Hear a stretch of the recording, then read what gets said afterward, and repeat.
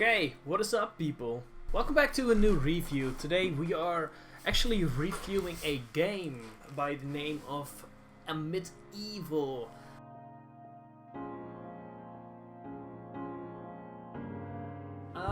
When I first saw this game, I wasn't really impressed with what I saw. I don't know where I saw it. I believe it was at the PC Gaming Show of this year. I wasn't like sold on it immediately, but I decided to give it a try anyways. And damn, this game is fucking sick. So yeah, like I said, I wasn't really a big fan of this game early on, but when I took a bigger dive into it, I actually played the game. I completed the game. Yeah, I'm sold. This game is fucking sick. Yeah, the art style is super cool. Just some pros from this game are definitely the art style. At first I wasn't completely sold on the art style, but the art is so beautiful. It has such amazing character design. The weapon design is cool. The animations are sick. Like some of the vistas are just fucking stunning. They're so beautiful. These really are worlds that you want to explore in, even though the game isn't really built around exploring, but it is about, discovering new places. So the basic story of this game is there's this darkness that has overruled all of these worlds, and you're basically the champion to rid all these worlds of the darkness. So yeah, you go through these worlds, through these realms to rid them of evil, and you do that by picking up certain weapons and just killing everything you see, because everything will try to destroy you, which is very cool. I like it. It gives me kind of a Doom vibe, like an old school Doom game or Wolfenstein, where you just run through the levels and kill demons or Nazis. Yeah, it gave me that kind of vibe. The weapons were actually the thing that sold me on this. The designs of the weapons are so sick. They're so insane. Like a trident that shoots lightning. You have this I don't even know what to call it. It's just a stick with the earth with like planets in them. You shoot the planets and they explode. It kind of acts like a rocket launcher. But I don't know. The idea, the concept of the weapons is super insane. Okay, so when you kill enemies, they drop a sort of crystal item that you can pick up, and when you have enough of those crystal icons, you actually fill up your super meter. Yeah, there's a super meter in this game, and every weapon that you can pick up has an alternative fire. For instance, the starter axe that you start with. If you use alt fire on it, it like twists, it spins as a propeller and damages enemies that you touch, which is actually really useful. There wasn't a single weapon that I didn't use. I feel like all of the weapons were like perfectly balanced. Of course, there are some better than others, but I felt like all of the weapons had their place in certain situations. Like, for instance, you have these people that jump at you. Yeah, of course you're gonna use the axe then to mow them down, because they're really easy to kill with the axe. And you have these flying enemies, and of course you're gonna use the staff to chase them.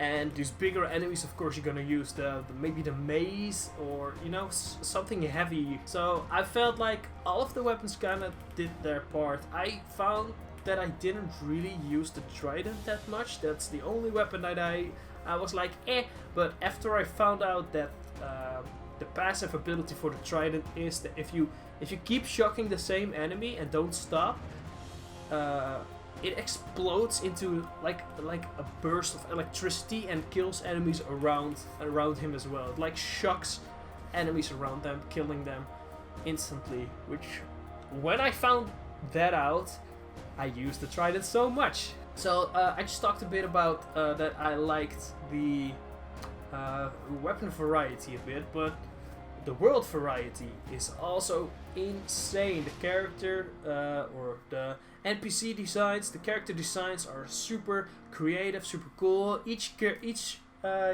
do have the basic, like, this is a melee guy, this is a ranged guy, this is a flying guy, this is a big guy. You do have that, but I think that all of them have these unique. They have this unique thing about them. Like for instance, the gameplay you're viewing now, the guys that throw the spears, they can reflect like your ranged attacks, which makes you change your tactic like a lot. Like for in the first level, you're like basic guys. These can do melee, these can do range, these fly, these are just big. That's the start, and as the further you go into the game, the more unique stuff you will see, and I found that really cool. That's really sick. I like that a lot. I did not really use the alt fires that much. I usually just when my meter was full, I usually just saved it up for the boss. Same with all the better weapons. I just saved them up for the boss battles. By the way, I played on hard difficulty. I finished the game on hard difficulty. It is pretty tough at some points, but not where you're like rage quitting. I'm not gonna finish this fucking game. No, it gets pretty tough, especially in the later levels. But yeah, I do recommend playing it on hard because it was a nice challenge. It wasn't really like rage inducing. I liked it. It was really cool. The boss battles, man. The boss battles were sick as well. There weren't really any bosses, except for maybe 2 or 3, that really gave me a hard time. But that doesn't mean they're not fun. The boss battles are pretty fun and pretty creative as well. This game just bursts creativity, bursts new ideas. I don't really have any negative points about this game. It's insane. The game also comes with like secret areas that you can discover, so it does give you a bit of exploration in that sense, where you can find like special pickups, or you can find items that immediately recharge all of your weapons so that you have full ammo, or you find an item that doubles your health.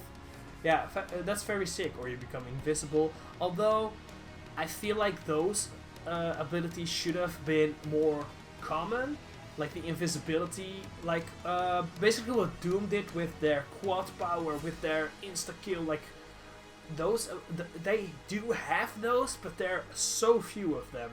I feel like if they're gonna do a second one, they need to expand more upon that, upon the power-ups, upon the pickups, because I feel like there's great potential for this game to receive a sequel. Even though the story kind of rounded up, I do think when it comes to gameplay, when it comes to what do you call it? I don't know. When it comes to gameplay and just the overall experience, or maybe a DLC or an update that could add like different levels. But I just want more, man. I just want more. What can I say? I like it. It was a very fun game. It was a very fun experience. We haven't even talked about the music yet.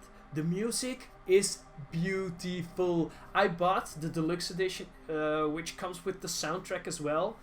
You're probably listening to that right now, but the music is so perfect. It fits the game so well. It's this mystical.